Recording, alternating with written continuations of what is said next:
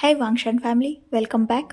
आई know guys, इस FF में बहुत ज़्यादा अडल्ट सीन है, पर इन सब अडल्ट सीन को एक्सप्लेन करना इस एफएफ की नीड है, क्योंकि अगर विंग जैसी स्ट्रॉन्ग पर्सनैलिटी जो वेंचाओ जैसे अल्फा को अच्छी तरीके से एक ही झटके में मज़ा चखा सकती है, तो विंग वांगजी के साथ ऐसा ट्रीट क्यों नहीं करता, वो वांगजी को भी अच्छे से मज़ा क्यों नहीं चखाता। ये समझने के लिए आपको विंग और वांगजी के पास्ट में जो रिश्ते थे उन्हें समझना होगा। आप लोगों को समझना होगा कि विंग वांगजी के साथ ऐसा ट्रीट क्यों करता है या वांगजी विंग के साथ ऐसा ट्रीट क्यों करता है।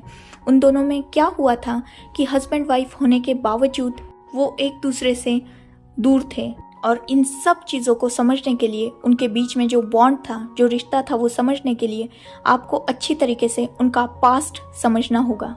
उनकी शादी किन हालातों में हुई, उनका एक साथ वक्त कैसे बीता, और मोस्ट इम्पॉर्टेंट विंग वांगजी को छोड़ के क्यों गया, ये सब एक्सप्लेन करना ज़रूरी है। इसीलिए मैं इस एफएफ को अच्छी तरीके से एक्सप्लेन करने की कोशिश कर रही हूँ। जिन्हें अडल्ट सीन से प्रॉब्लम है वो ऑब्वियसली उस वीडियो को स्किप करके देख सकते हैं, पर उन लोगों की वजह से मैं सारे लोगों को नाराज़ तो ऑब्वियसली नहीं कर सकती, और सबका मज़ा इस एफएफ सुनने का मैं नहीं छीन सकती। सो जिनको प्रॉब्लम है वो वीडियो स्किप करके देखें। आई एम सॉरी अगर किसी बात का बुरा लगा हो। Promise made my life hell का नेक्स्ट चैप्टर स्टार्ट करते हैं। 2 मंथ्स बीत चुके थे। विंग और वांगजी का रिश्ता अब पहले की तरह मैस नहीं था। उन दोनों के रिश्ते में अब बहुत सारी चीज़ें बदल चुकी थी। जैसे अब वांगजी विंग को रेगुलर टॉर्चर नहीं करता था, वो विंग पर कभी हाथ भी नहीं उठा था। पहले जहां विंग को सारे मेंशन के काम करने पड़ते थे, अब वांगजी ने विंग की हेल्प के लिए एक मेड को अपॉइंट किया था जो एक ओमेगा थी। पर वांगजी को एक ओमेगा से भी प्रॉब्लम थी, क्योंकि वांगजी तो ठहरा जल कुकड़ा।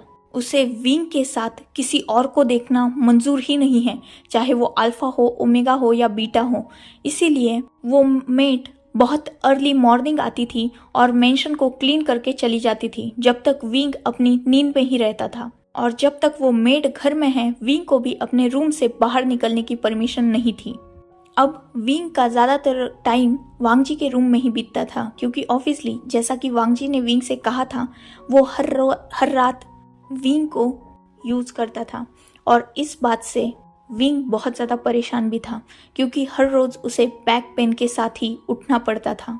होश में आने के बाद विंग ने जब वांगजी की बातें सुनी थी, उसने सोचा था कि वो वांगजी से फाइट करेगा, और विंग ने ऐसा करने की कोशिश भी की थी। पर उसके बाद वांगजी ने जो विंग के साथ किया था, उसके बाद विंग ने कभी भी वांगजी के सामने आवाज़ उठाने की हिम्मत भी नहीं की। एक्चुअली विंग ने खुद को उस रात रूम में लॉक कर दिया था। वांगजी ने विंग को रूम से बाहर निकालने की बहुत कोशिश की, पर विंग तो ठहरा जिद्दी, उसने रूम का डोर ओपन नहीं किया। वांगजी भी होशियार था, उसने स्पेयर की का यूज़ किया और उस रूम को ओपन किया, पर विंग वो एक कदम आगे था।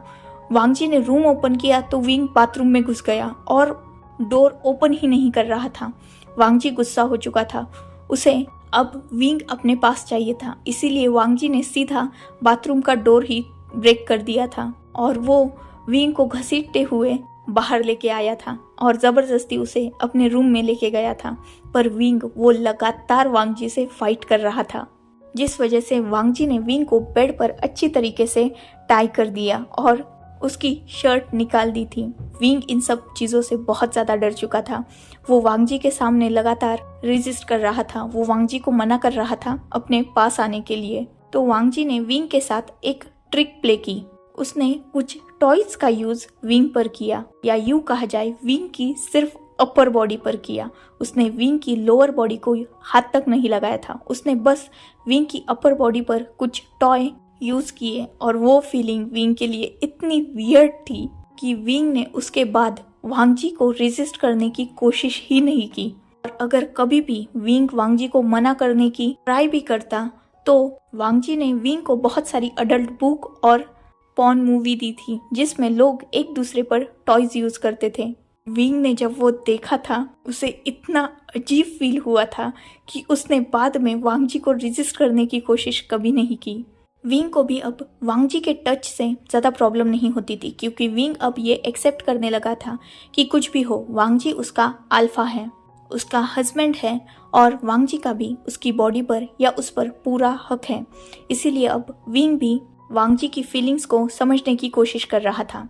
हाँ, उसे प्रॉब्लम होती थी, क्योंकि कितना भी किया जाए तो विंग की उम्र बहुत छोटी थी। वो सिर्फ 18 ईयर्स का बच्चा था और एक संस्कारी बच्चा था जिसे पॉर्न या अडल्ट स्टफ के बारे में कुछ भी नहीं पता था। इसीलिए उसे आज भी वांग जी के साथ एग्जिस्ट करने में प्रॉब्लम होती थी। पर वांग जी ने विंग को समझते हुए उसे एक कंफर्टेबल जोन देने की पूरी कोशिश की थी।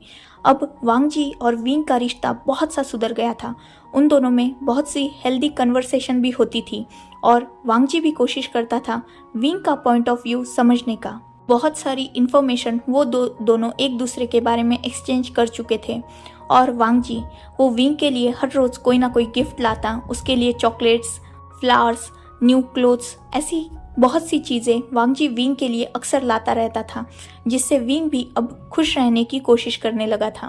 पर आज भी वांग जी की एक प्रॉब्लम थी, वो विंग को किसी के साथ भी देख ही नहीं सकता था।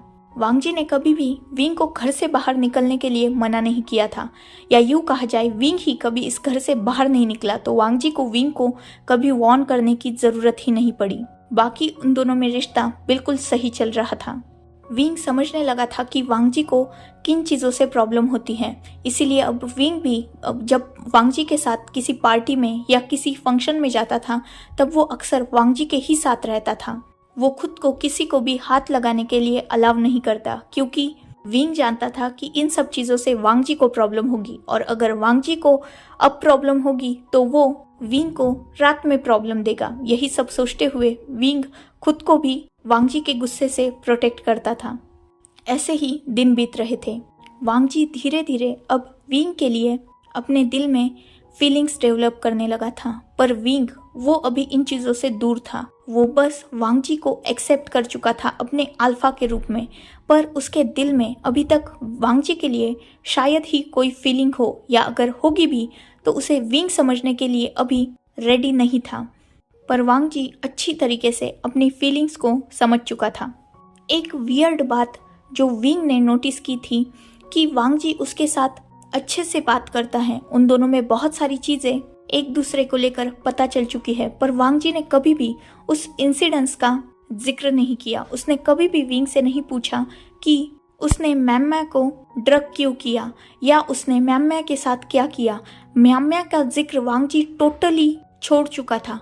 पहले तो भी वो जब विंग से नफरत करता था या उसे बीट करता था तब वो अक्सर मैम्या का जिक्र किया करता था। उसके साथ प्यार से बिताए गए पलों को बताकर वो विंग को हर्ट करता था। पर जब से उस पार्टी के बाद विंग और वांग जी में वो सब हुआ था या उनकी फिजिकल एक्टिविटी हुई थी, उसके बाद वांग जी ने कभी भी बाद में मैम्या का जिक्र किया ही नहीं, और वो खुद विंग को अच्छी तरीके से पैम्पर करने लगा था।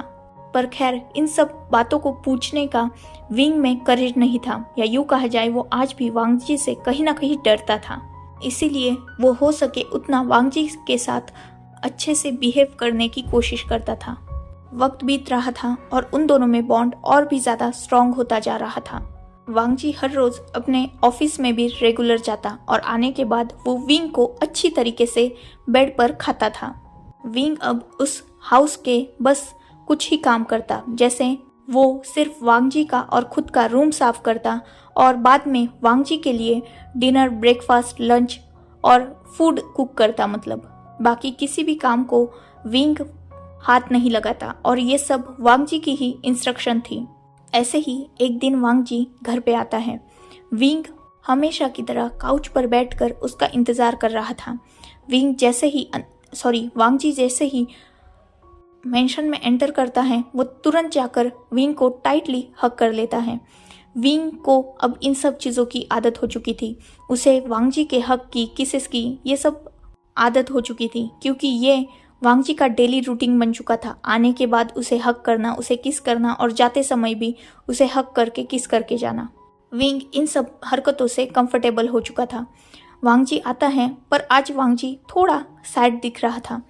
विंग भी वांग जी को हग बैक करता है और पूछता है, क्या हुआ अल्फा, तब वांग जी विंग से हल्का सा दूर होता है और कहता है, एक्चुअली मेरी बिजनेस ट्रिप है जिस पर मुझे कल ही निकलना होगा और मैं 10 दिनों बाद लौटूंगा। विंग वांग जी की तरफ थोड़ा सैड फेस से देखता है और कहता है, आपको कल ही निकलना है? वांग जी नोट करता है यस में। तब विंग फिर से अपने सैड एक्सप्रेशन को छुपाते हुए अपने फेस पर एक छोटी सी स्माइल लाता है और कहता है, कोई बात नहीं, 10 ही दिनों की तो बात है, आप जल्द ही लौट आएंगे। तब वांग जी के फेस पर भी एक प्यारी सी स्माइल आ जाती है और वो तुरंत विंग को अपने आर्म्स में ब्राइडल स्टाइल कैरी करता है और तुरंत उसे अपने रूम की तरफ लेके जाता है। इसे देखकर विंग थोड़ा शॉक हो चुका था। वो वांग जी के शोल्डर पर हिट करते हुए कहता है, अरे पहले खाना तो खा लो, आपको भूख नहीं लगी? तब वांग जी कहता है, 10 दिन मुझे खाना ही खाना है, एटलीस्ट एक दिन तो मुझे आज तुम्हें खाने दो। इतना बोलकर वांग जी विंग को अपने रूम में लेके जाकर उसे बेड पर फेंक देता है और तुरंत उसके ऊपर आकर उसके और खुद के क्लोथ्स को डेस्परेटली ओपन करने लगता है। विंग भी वांग जी को नहीं रोकता और उन दोनों की नाइट एक्टिविटी स्टार्ट होने लगती है। जैसा कि वांग जी ने कहा था, उसने पूरी रात विंग को नहीं छोड़ा और सुबह विंग फिर से एक हेवी बैक पेन के साथ आईज को ओपन करता है। विंग बेड से उठता है, फ्रेश होता है और वो तुरंत वांग जी की बैग को प्रिपेयर करने लगता है, क्योंकि रात भर वांग जी ने उसे नहीं छोड़ा था तो ऑब्वियसली वांग जी ने खुद की पैकिंग की ही नहीं थी, तो विंग ही उसके लिए पैकिंग करने लगता है। वांग जी अभी भी सोया हुआ था। वांग जी ने विंग को रात को पूरी इन्फॉर्मेशन दी थी कि कब उसकी फ्लाइट है, उसे कितने बजे घर से निकलना है और वो कब आएगा। सो विंग वांग जी की सारी पैकिंग कंप्लीट करता है और थोड़ी देर बाद नीचे आकर वांग जी के लिए कुक करने लगता है। जब विंग अपना ब्रेकफास्ट विंग देखता है कि स्टेयर से वांग जी भी रेडी होकर नीचे आ रहा था। विंग एक प्यारी सी स्माइल के साथ वांग जी को गुड मॉर्निंग विश करता है। वांग जी भी विंग को स्माइल बैक करके उसे भी गुड मॉर्निंग विश करता है। वांग जी फिर से विंग को एक टाइट हग करता है और वो दोनों साथ में ब्रेकफास्ट करते हैं। अब वांग जी के निकलने का टाइम था। वो फिर से विंग को एक डीप किस करता है और बाद में वो एयरपोर्ट के लिए निकल जाता है। विंग तो चाहता था वांग जी को एयरपोर्ट पर ड्रॉप करना, पर वांग जी वो विंग को अपने साथ नहीं ले जाना चाहता था, क्योंकि वो जानता था कि अगर विंग उसके साथ जाएगा तो वांग जी उसे खींचते हुए अपने साथ बिजनेस मीटिंग में भी ले ही जाएगा, और अगर विंग वांग जी के साथ वह बिजनेस मीटिंग में होगा तो वांग जी तो बिजनेस मीटिंग पर ध्यान देने से रहा। इसीलिए उसने विंग को घर पर ही रखा और वो खुद ड्राइवर के साथ मीटिंग के लिए चला गया था। ऐसे ही उनके 6 दिन बीत चुके। वांग जी अपनी मीटिंग को हो सके उतना जल्द से जल्द ख़त्म करने की कोशिश कर रहा था। वो हर रोज़ विंग को कॉल करता, वीडियो कॉल पर वो दोनों बातें करते, एक दूसरे को अपने दिन के बारे में बताते और टायर्ड होके फिर से सो जाते। वांग जी को सोने में बहुत ज़्यादा प्रॉब्लम होती थी, क्योंकि ऑब्वियसली उसे विंग की वार्म की आदत हो चुकी थी और अब उसके पास वो वार्म नहीं थी, इसीलिए उसे सोने में बहुत ज़्यादा प्रॉब्लम होती थी। पर फिर भी ठीक है, 10 ही दिनों की बात है, यही सोचते हुए वांग जी अपने दिन को गुजार रहा था। आज मीटिंग का 8वां दिन था और वांग जी ने रात को ही सब कुछ ख़त्म कर दिया था। मतलब जितना भी बिजनेस मीटिंग का वर्क का काम था वो सब वांग जी ने 7वें दिन ही कंप्लीट कर लिया था और आज वो रात को ही विंग से मिलने के लिए निकलने वाला था। वांग जी बहुत ज़्यादा एक्साइटेड था। उसने विंग को इन सब चीज़ों के बारे में कुछ भी नहीं बताया था, क्योंकि वो अपने विंग को सरप्राइज देना चाहता था। उसने विंग के लिए बहुत सारी चीज़ें भी खरीदी थी जिन्हें वो विंग को एज गिफ्ट देना चाहता था। वांग जी आज बहुत खुश था कि वो आज फिर से उसके विंग से मिलेगा। यही सोचते हुए वांग जी जल्दबाजी में सारी चीज़ें करता है। वो फटाफट अपनी फ़्लाइट लेता है और वो सुबह के मतलब 8वें दिन सुबह के 10 बजे ही अपने मैंशन के अंदर था। वांग जी बहुत एक्साइटेडली मैंशन के अंदर एंटर करता है। वो पूरे मैंशन में विंग के नाम से चिल्लाते हुए एंटर हुआ था, पर विंग का उस मैंशन में कोई भी नामो निशान नहीं था। वांग जी को लगा कि विंग अब तक सो रहा होगा, क्योंकि ऑब्वियसली विंग बहुत लेट तक सोता था। वो विंग के रूम की तरफ जाता है, पर विंग के रूम में कोई नहीं था। वांग जी खुद के रूम में जाता है, पर खुद के रूम में भी कोई नहीं था। वांग जी पूरे मैंशन को चेक करता है, पर उसके मैंशन में कोई भी नहीं था। वांग जी बहुत ज़्यादा शॉक हो चुका था। उसे पूरे मैंशन में विंग कहीं नहीं नज़र आ रहा था। उसे समझ में नहीं आ रहा था कि विंग गया तो गया कहाँ। वो विंग को तुरंत कॉल करता है, पर विंग अपना कॉल भी पिक नहीं कर रहा था। वांग जी बहुत ज़्यादा परेशान हो चुका था। वो तुरंत बाहर जाता है और अपने वॉचमैन से पूछता है कि विंग कहाँ गया है। तब गार्ड उसे बताता है कि विंग सर तो कल दोपहर को 2-3 बजे ही मेंशन से निकल चुके थे और वो पूरी रात भी घर नहीं आए और अब तक भी वो घर पे नहीं आए हैं। ये सुनकर वांग जी का गुस्सा बढ़ने लगा था, क्योंकि विंग ने उसे किसी भी बारे में कुछ भी नहीं बताया था। इनफैक्ट वांग जी ने भी विंग से कभी पूछा ही नहीं था कि वो कहाँ है, क्योंकि ऑब्वियसली वांग जी जानता था कि विंग घर पे ही रहता है।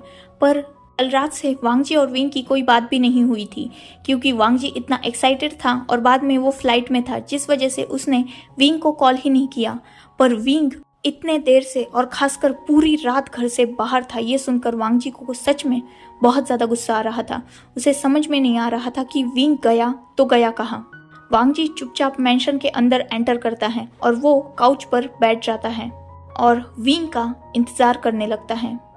करीबन 2 घंटे बीत चुके थे, अब 12 बज चुके थे, पर विंग का अभी भी कोई अता पता नहीं था। थोड़ी ही देर बाद वांग जी को महसूस होता है कि मेंशन के डोर पे कुछ हलचल है। वांग जी डेस्परेटली उस डोर की तरफ देखने लगता है। थोड़ी ही देर बाद विंग मेंशन में एंटर करता है। उसके चेहरे पर एक बनी स्माइल थी और वो बहुत ज़्यादा खुश लग रहा था। वांग जी को विंग को देखकर ऑलरेडी बहुत ज़्यादा गुस्सा आ रहा था।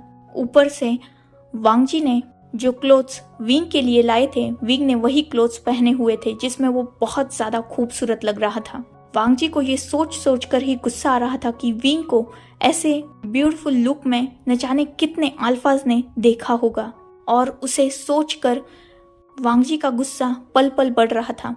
विंग जैसे ही वांग जी को अपने सामने देखता है, वो तुरंत भागते हुए वांग जी के सामने जाता है और इससे पहले कि विंग वांग जी के करीब जा पाता या उससे कुछ कह पाता, नेक्स्ट पल ही विंग शॉक हो चुका था और वो नीचे फ्लोर पर था, क्योंकि वांग जी ने उसे इतनी जोर से स्लैप किया था कि विंग खुद को संभाल ही नहीं पाया और वो सीधा फ्लोर पर गिर गया।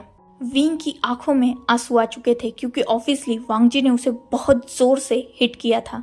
ये फर्स्ट टाइम था इन 2 मंथ्स में कि वांग जी ने फिर से विंग पर हाथ उठाया था। विंग अपनी टीयरी आई से वांग जी की तरफ देख रहा था, पर वांग जी उसकी टोटली आंखें रेड हो चुकी थी और उसका चेहरा देखकर भी कोई बता सकता था कि वो कितना ज़्यादा गुस्से में है।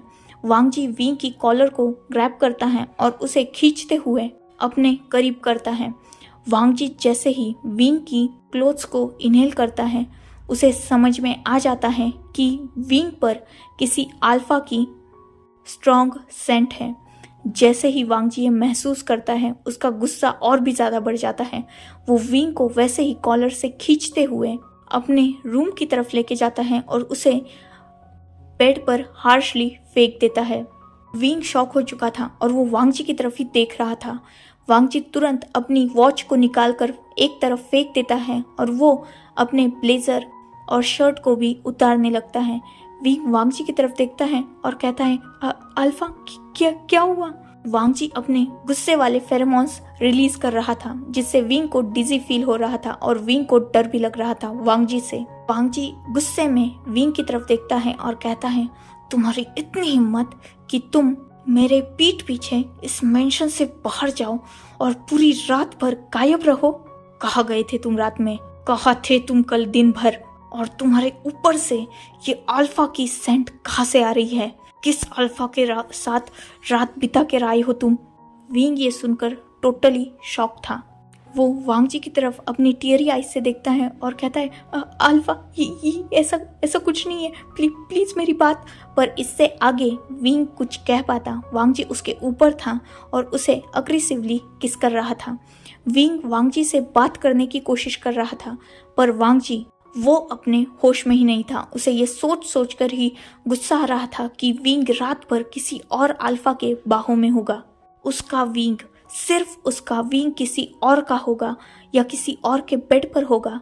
वांग जी इस ख्याल से ही इतना पागल हो चुका था कि उसने विंग पर फिर से फोर्स यूज करने की कोशिश करने लगा। वो विंग को लगातार अपने नीचे डोमिनेट करने लगा। पूरे रूम में वांग जी के गुस्से वाले फेरोमोन्स फिल हो चुके थे, जिससे विंग को ऑब्वियसली बहुत ज़्यादा तकलीफ हो रही थी। पर विंग कुछ कह भी नहीं पा रहा था क्योंकि वांग जी उसे कुछ कहने का चांस दे ही नहीं रहा था। बहुत मुश्किल में विंग ने वांग जी को अपने आप से अलग किया और उसे एक हार्श स्लैप किया, जिससे वांग जी का पारा और भी ज्यादा बढ़ गया। विंग ने उस पर फिर एक बार हाथ उठाया और वो भी किसी और के लिए, इनफैक्ट उस इंसान के लिए जिसके साथ विंग अपनी रात बिता कर आया है। ये सोचते हुए भी वांग जी को विंग पर बहुत ज़्यादा गुस्सा आया। उसने विंग के हाथ पैर को बेड से टाई कर दिया और विंग चिल्ला रहा था, इसीलिए वांग जी ने विंग के माउथ पर भी टेप लगा दी और अब उसने विंग के सारे क्लोथ्स को हार्शली उतार कर फेंक दिया और वो विंग के साथ इंटीमेट होने लगा। विंग को बहुत ज़्यादा पेन हो रहा था क्योंकि वांग जी बिल्कुल भी जेंटल नहीं था। उसने विंग को प्रिपेयर भी नहीं किया था और ना ही उसने किसी लूब या कॉन्डम का यूज किया था, जिससे विंग को एक्सट्रीम पेन फील हो रहा था। विंग अपने मुंह से बहुत कुछ बोलना चाहता था पर वांग जी ने उसका मुंह बंद करके रखा था। विंग बार बार वांग जी को अपने हेड से रोकने की कोशिश कर रहा था, मतलब वो अपना हेड ना में शेक कर रहा था, पर वांग जी वो इन सब चीजों को देखने के बिल्कुल भी माइंड में नहीं था। वो बस विंग को फोर्स कर रहा था। उस दिन वांग जी का टच बिल्कुल भी जेंटल नहीं था, ना ही उसकी हरकतें जेंटल थी। वांग जी ने उस दिन बहुत बुरी तरीके से विंग को हर्ट कर दिया था। इनफैक्ट उसने बेड पर लेटे हुए विंग पर हंटर और बहुत सारी चीजों का यूज किया था विंग को बीट करने के लिए, या यूं कहा जाए विंग को सजा देने के लिए। उसने विंग को बहुत बुरी तरीके से मारा था, उस पर हंटर यूज किया था और उसकी पूरी बॉडी पर अपने टीथ का यूज करके हार्श बाइट भी किए थे। विंग बहुत ज़्यादा इंजर्ड हो चुका था, पर वांग जी का गुस्सा उसे विंग की दर्द को देखने की परमिशन दे ही नहीं रहा था। वांग जी बार बार अपने दिमाग में इमेज क्रिएट कर रहा था कि कैसे विंग किसी और के नीचे होगा, कैसे वो किसी और के नाम से मौन कर रहा होगा, या कैसे वो अल्फा विंग को प्लेजर दे रहा होगा, या कैसे विंग उस अल्फा को प्लेजर दे रहा होगा। और ये सोचते हुए वांग जी का खून खौल चुका था। वो पागलों की तरह उस पूरे दिन विंग के साथ रफली लव मेकिंग करता है, या यूं कहा जाए वो विंग का पूरे दिन रेप करता है। वो पूरा दिन बीत चुका था और अब रात के करीबन 9 से 10 बज चुके थे, पर वांग जी उसके अंदर का बीस्ट अभी भी शांत नहीं हुआ था। वांग जी उस अल्फा का हर एक टच विंग के जिस्म से हटाना चाहता था, जिस वजह से वो विंग की बॉडी पर हर जगह बाइट कर चुका था, उसे बहुत हार्शली सक कर चुका था। उसने विंग की हालत बहुत बुरी बना के रखी थी। विंग ब्लीडिंग कर रहा था, फिर भी वांग जी को उस पर तरस नहीं आया था। ऐसे ही रात के 2 बज चुके थे। बाहर बहुत हेवी रेन हो रही थी और अंदर विंग पूरी तरीके से डिस्ट्रॉय हो चुका था। वो कई बार बेहोश हो चुका था और जब भी वो अपनी कॉन्शियसनेस गेन करता, वांग जी को अपने ऊपर ही एक बीस्ट की तरह बिहेव करते हुए देखता, जिससे विंग पूरी तरीके से टूट चुका था। उसे अब रिग्रेट हो रहा था वांग जी को अच्छा समझने के लिए, पर वो कुछ नहीं कर सकता था। वांग जी ने पूरा वक्त उसके मुंह पर टेप लगा के रखी थी, जिस वजह से विंग अपने लिए ना प्रोटेस्ट कर पा रहा था, ना ही वो वांग जी को अपनी सिचुएशन एक्सप्लेन कर पा रहा था। वांग जी रात के 2 बजे जाकर कहीं रुका था और इस बीच विंग पूरी तरीके से खत्म हो चुका था। उसकी बॉडी पर बहुत सारे मार्क्स थे, टॉर्चर के भी और वांग जी के बाइट के भी। वांग जी का गुस्सा अभी भी शांत नहीं हुआ था, पर वांग जी फिर भी महसूस कर सकता था और या देख सकता था कि विंग की हालत कितनी ज़्यादा बुरी है। इसीलिए वांग जी ने विंग के हाथ पैरों को खोल दिया। उसने विंग के मुंह पर लगाई हुई टेप को भी हार्शली रिमूव किया, जिससे विंग को बहुत ज़्यादा पेन हुआ। वांग जी ने विंग के ऊपर अपनी ही एक वाइट शर्ट फेंक दी और वो तुरंत बाथरूम के अंदर चला गया। थोड़ी देर बाद, मतलब करीबन 10 से 15 मिनट बाद ही वांग जी वॉशरूम से बाहर आया और उसने विंग की तरफ देखा, जो अभी भी वांग जी के बेड पर उठने के लिए स्ट्रगल कर रहा था।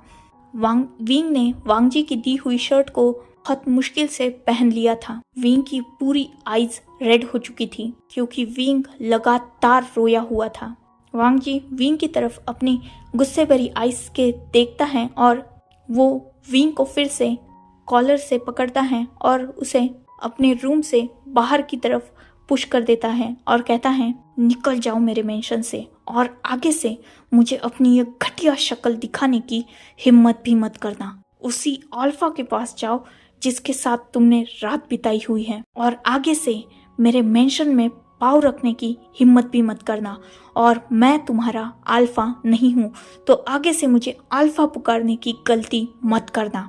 तुम्हारे जैसे कैरेक्टरलेस ओमेगा की मेरे इस मेंशन में या मेरे दिल में कोई जगह नहीं है। तुम सिर्फ एक कैरेक्टरलेस ओमेगा हो जो मनी के लिए किसी के साथ भी सो सकता है और उसके साथ कितनी भी रातें बिता सकता है। 7 दिन मैं तुमसे क्या दूर रहा, तुमने तो अपने लिए दूसरा यार ढूंढ लिया।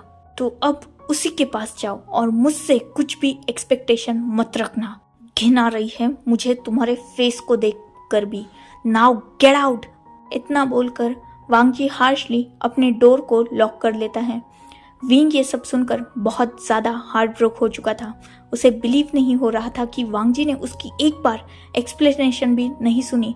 उसने विंग को ये पूछना भी ज़रूरी नहीं समझा कि अगर विंग रात भर गायब था तो वो था कहाँ। अगर वांग जी उससे पूछता तो वो वांग जी को सब कुछ एक्सप्लेन करता, ज़रूर करता। इतना सब कुछ होने के बाद भी अगर वांग जी आज भी उससे पूछता कि क्यों वो बाहर था तो विंग बताता, पर वांग जी ने विंग से ये पूछना ज़रूरी ही नहीं समझा।